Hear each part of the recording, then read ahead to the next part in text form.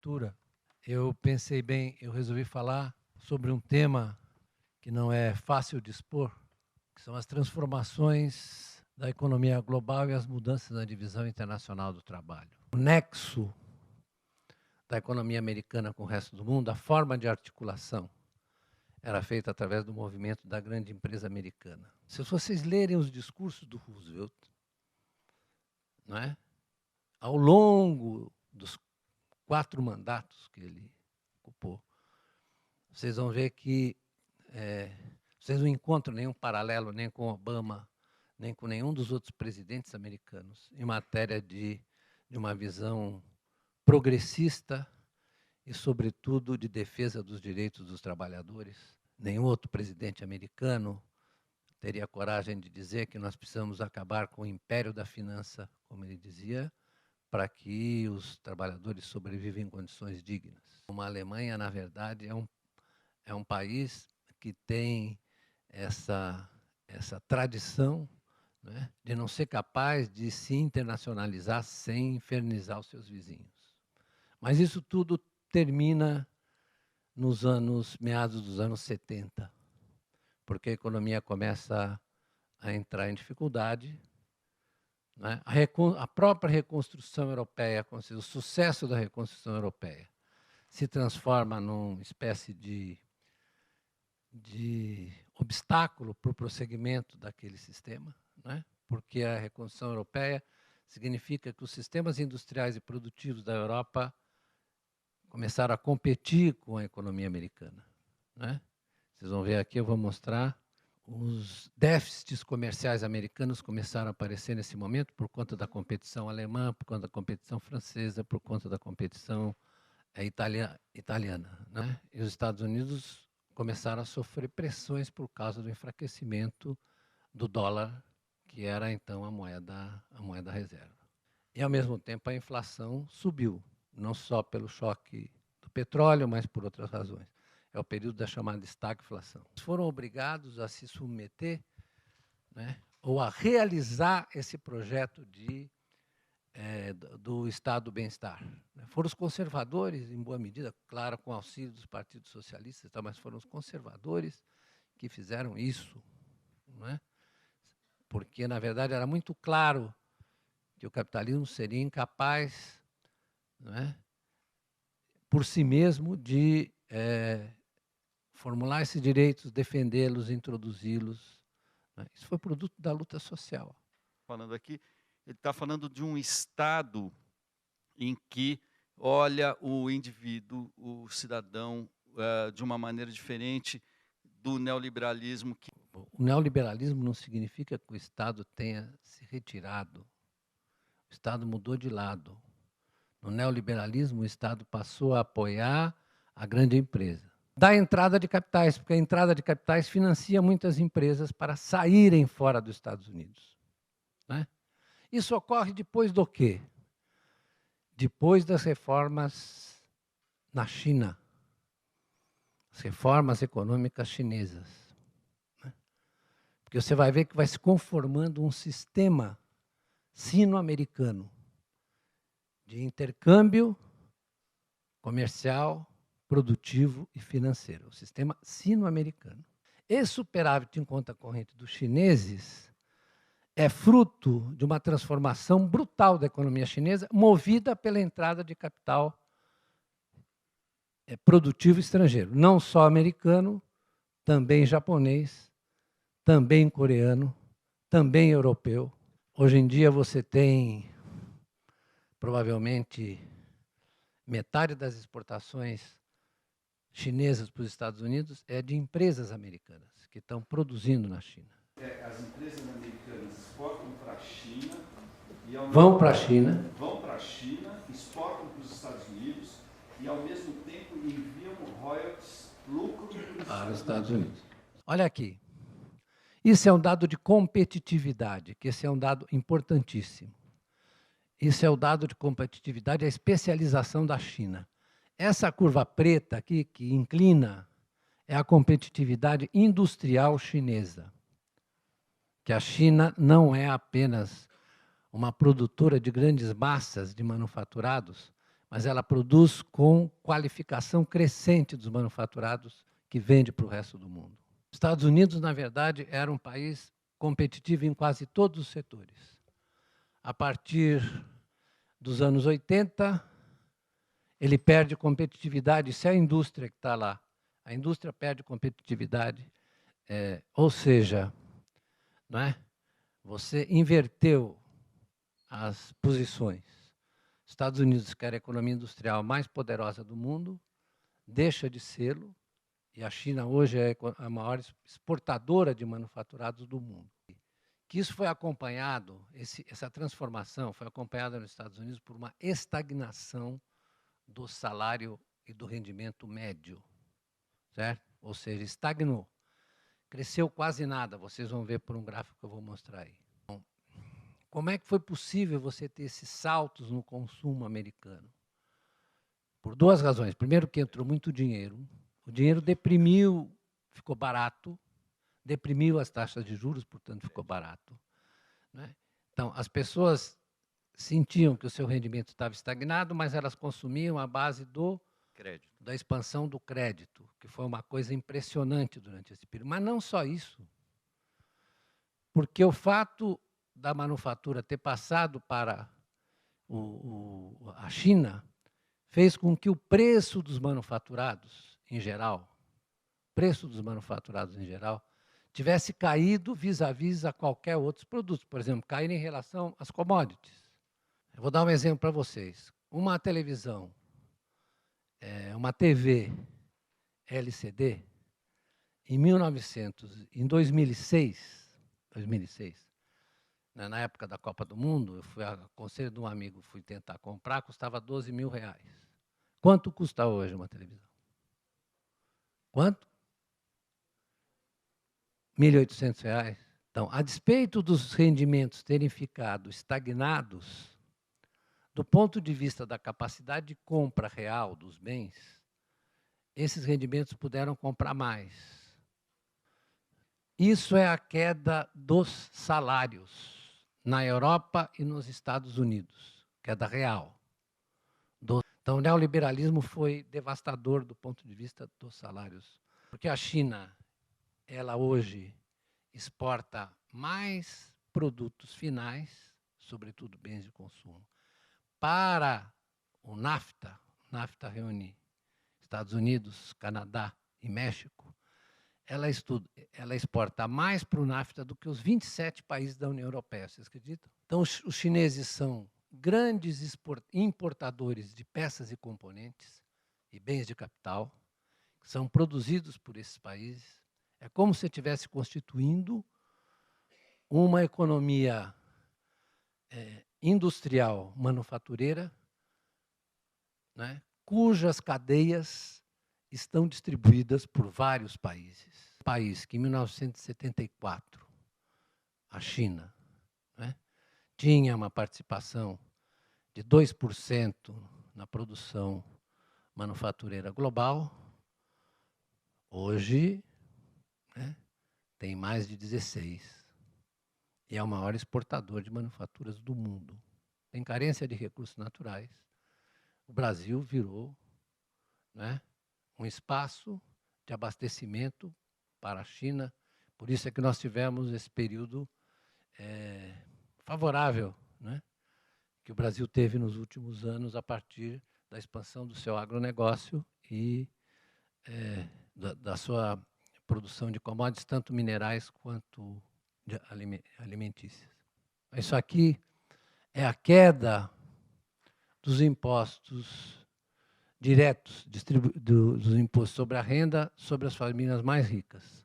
Aquela curva de cima é as famílias que ganham mais de $1 milhão por ano, e de baixo são as 400 famílias mais ricas.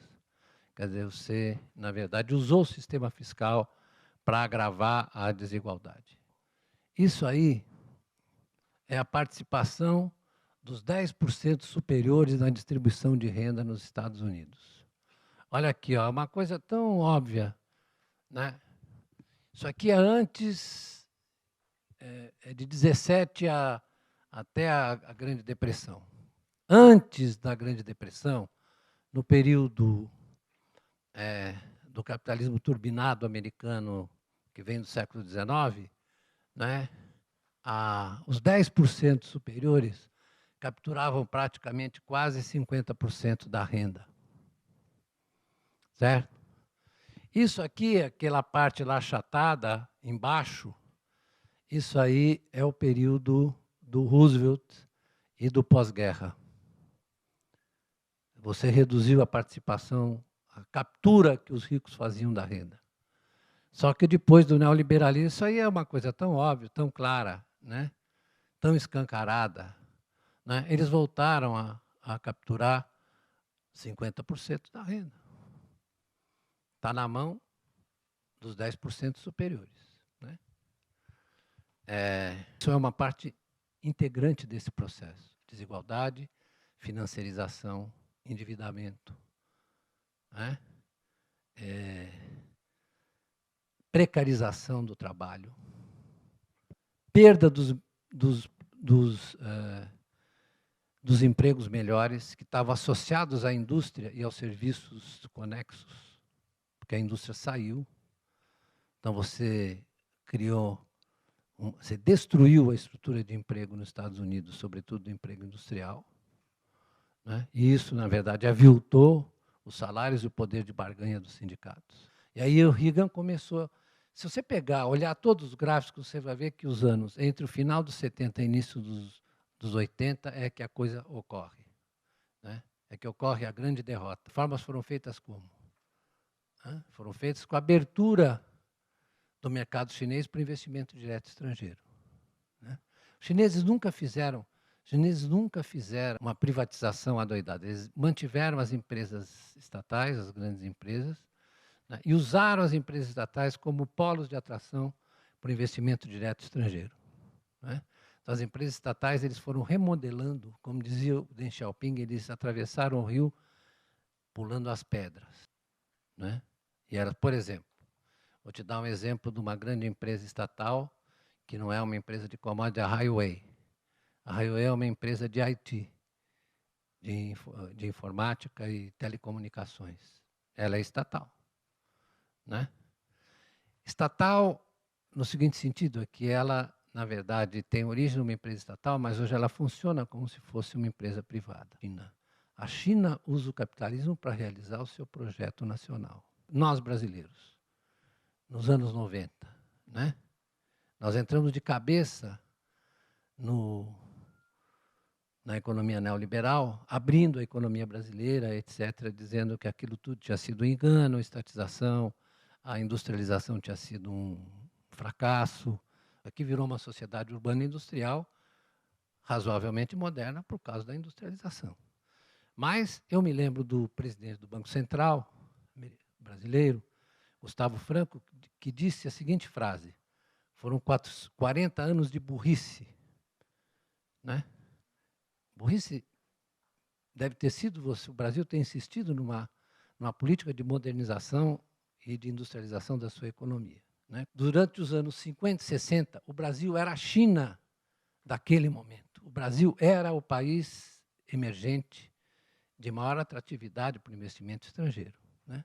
E quando as pessoas dizem que o Brasil é um país fechado, eu fico assim, pasmo. Fechado como? Fechado de que ponto de vista? Nós temos todas as empresas, nós temos todas as empresas estrangeiras aqui. Paradoxalmente, nós temos não sei quantas empresas automobilísticas e não temos uma nacional. O que os chineses fazem? Eles fazem joint ventures e depois eles fazem o carro deles. Os chineses fizeram isso, né? Ou seja, executaram seu projeto nacional em plena era neoliberal. Se deram conta de que se tratava, na verdade, de um movimento maciço de deslocalização da grande empresa para a constituição de redes, cadeias produtivas nas regiões onde eles tivessem a relação produtividade-salários mais alto. E o fator principal, meus amigos, é a forma como se articulam, nesse caso, o capital financeiro, o capital produtivo, a mudança nas estruturas das empresas. A verdade é o seguinte, é que nós observamos simultaneamente, né, uma tremenda centralização do controle de certos setores. Se eu ler para vocês uma lista de setores em que as empresas dominantes são 3 ou 4 no mundo, vocês vão ficar impressionados, porque o grau de centralização é hoje brutal. É centralização do controle capitalista e desconcentração da produção, né? Então, os chineses, especificamente e intencionalmente, eles fazem esse movimento através dos seus bancos, que são estatais, diga-se, seu banco de investimento, que é estatal, que é criado para financiar o desenvolvimento e o emprego, não é criado. Então o pessoal diz, não, o sistema financeiro chinês é muito primitivo, é banco emprestando para a empresa. É isso mesmo. Mas o que eu queria demonstrar é o seguinte, é uma transformação muito importante, né, que vai afetar a estrutura de emprego. Vejam que na Europa a situação é dramática para aqueles, mesmo para aqueles que, na verdade, têm curso superior. Nos Estados Unidos, idem. Eu acabei de ler um estudo de uma universidade canadense sobre os formandos que estão sem emprego, sem chance, por causa da mudança, dessas mudanças estruturais, né, de destruição do estado do bem-estar, de supressão de direitos, né, de descuido com os empregos.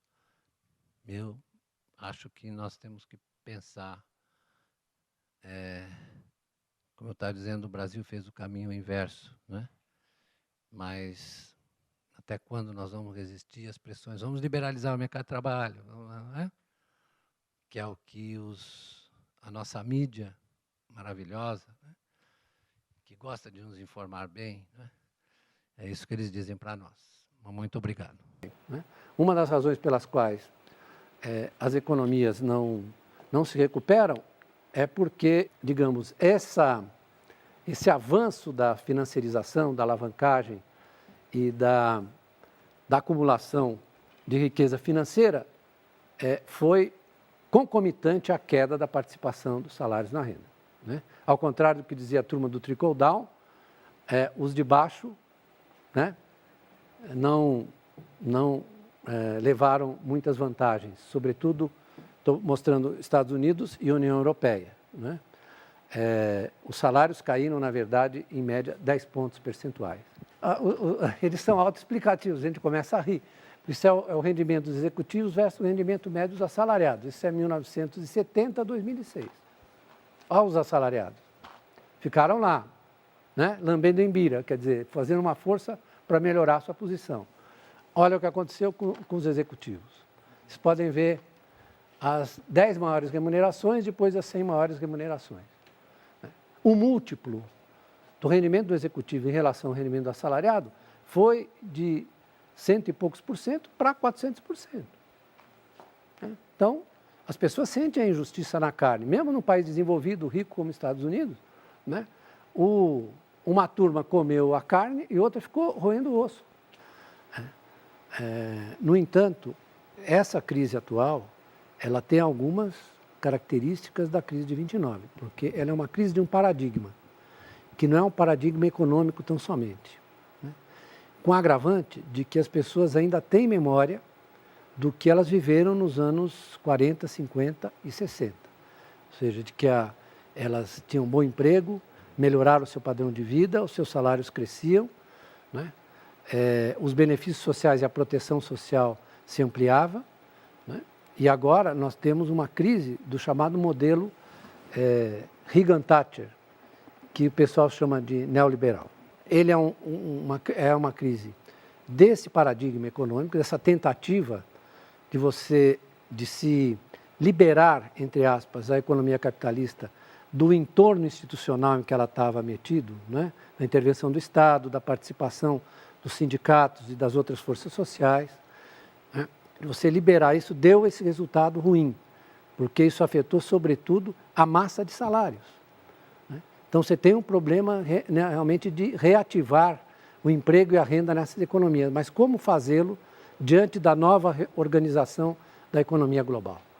Não é possível você dar nenhuma solução a essa questão sem ter em conta a agressividade, por exemplo, da China na conquista de terceiros mercados. Isso sofre o Brasil, sofre os americanos, sofre os europeus, né? Menos os japoneses, que agora colaram na China. Iniciar uma caminhada em direção à recuperação da economia americana. Mas isso não vai ser suficiente. Você precisa ter políticas, na verdade, como foi inicialmente anunciado, de renovação da infraestrutura, né? De reindustrialização dos Estados Unidos, né? De volta dos bons empregos para que a classe média, que foi destruída por esse processo todo, foi destruída a classe média americana, possa viver da maneira que o sonho americano prometeu a eles, né? Assim como na Europa, você acha que a economia vai se recuperar com o somatório dessas políticas de austeridade? Né? Não vai. Né? É preciso que você tenha alguém disposto a gerar demanda para que a economia possa crescer. Como eu disse, a China se aliou à globalização de uma maneira diferente da que se aliou os Estados Unidos. Aliás, a integração da China não é explicável senão pela forma como a economia americana funcionava. É uma relação simbiótica entre a China e os Estados Unidos, e as economias, sobretudo os Estados Unidos, mas economias centrais. Por isso que eu chamo do modelo sino-americano.